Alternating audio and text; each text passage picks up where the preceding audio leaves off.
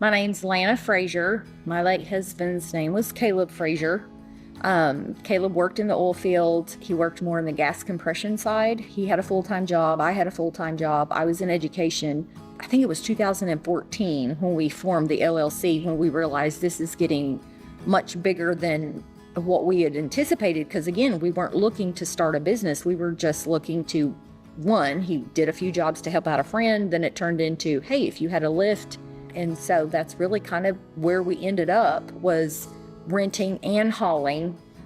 Caleb was an excellent mechanic. He could literally fix anything. Like, he did all the maintenance and mechanicing on the lifts.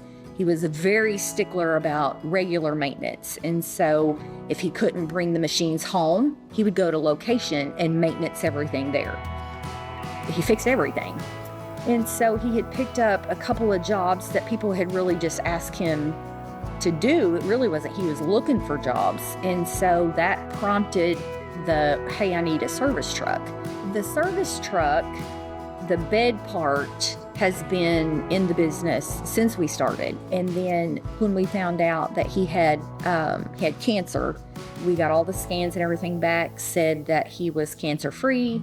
We were supposed to check back in like 3 months with the oncologist. But before we had a chance to get back to another appointment, he started getting sick, which we didn't realize. He'd pulled a muscle in his chest, and so he went to the ER thinking he was possibly having a heart attack. When he got there, the doctor asked him if he had had any issues with cancer, and he was like, well, it was melanoma. He had a little spot on his leg. He'd had it removed. We thought everything was fine. And of course, I was on my way, and by the time I got there, and then the doctor informed us that his liver was covered with tumors and that it was spreading, and it was very aggressive. So we ended up going to Tulsa, to a hospital there, where we then were told there's really nothing we can do because it had spread so fast. And so we came home with hospice, and then we lost him 6 weeks later. He was my best friend and I was his. And so we just kind of did everything together. And everything we did, it was just like God blessed it. I pray about everything. And so I had prayed, God, I don't know what to do now. My whole future has been, our lives were just flipped upside down. Just the frustration of it all. One day I just said, I'm selling. Out of frustration, I said that. That was on a Sunday. On Monday, I had to go to the city, and I woke up and I thought, I really am going to sell. And I had such peace about that. No sadness, there was just nothing. Just pure peace is the only way I can describe it. I wasn't really sure what to do, and I thought, well, God will guide me. He's guided me this far. I made that decision to sell in July.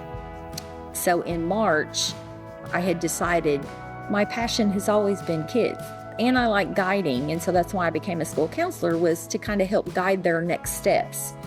And so in prayer one morning, I was, telling God, we need something here. We need something for our kids, some way for them to be involved in more than, kind of what the world has to offer. And so I just promptly told God, you've got to do something for our town. And the thought just went through my mind, well, why don't you do something? And I thought, you know what? I believe I will.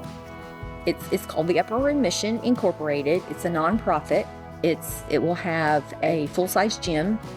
It's faith-based, and so it will have a chapel. We will have a chapel service. We'll offer free tutoring, because that's my thing, is education. So we'll offer free tutoring. We'll have a room of computers for just if they need to do a place to do their homework. It'll be a place for them to just sit and hang out, and just a safe, clean place where the world kind of can't get involved and try to lead them astray. So that's the whole point of the mission. But kids like to have fun. Everything I make off of this sale, that's my exit strategy out of the business. What I'm doing with that is putting it right back into, that's how much I believe in this mission. What that doesn't pay for, God will make up, and He's just going to provide. He won't give a vision that He won't fund, is my theory. And that's pretty much my story in a nutshell.